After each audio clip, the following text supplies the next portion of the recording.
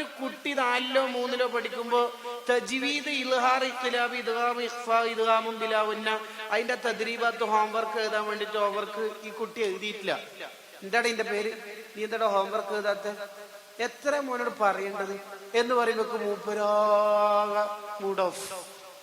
പിന്നെ വീട്ടിൽ പോയിട്ട് ഉപ്പാനോട് ഞാൻ പോകുന്നില്ല ക്ലാസ്. എന്താ ഉസ്താദ് ഇന്ന് എന്താ ഉസ്താദ് പറഞ്ഞത്? തജ്വീദിന്റെ ഹോംവർക്ക്. മോനോട് ചൂടായി. ഒന്ന് കാണണല്ലോ. ഉപ്പ, മുത്താപ്പ, ഇളയപ്പ, എല്ലാപ്പയും വന്നിട്ട് പാപ്പാമാരെല്ലാം വന്നിട്ട് ഉസ്താദിനോട് ചൂടത്. എന്തിനാ മോനോട് ചൂട? ചെറിയ കുട്ടി. ഈ ഉസ്താദ് എന്തിനാ ഈ കുട്ടിനോട് ഇങ്ങനെ മോന് ഹോംവർക്ക് എഴുതണം എന്ന് പറഞ്ഞത്? എന്തിന്റെയാണ്? തജ്വീദിന്റെ ഹോംവർക്ക് എന്തിനാന്ന് പഠിപ്പിക്കുന്നത്? ഖുറാനോത്ത് ശരിയാവാൻ. എന്തിനാ ഖുറാനോത്ത്?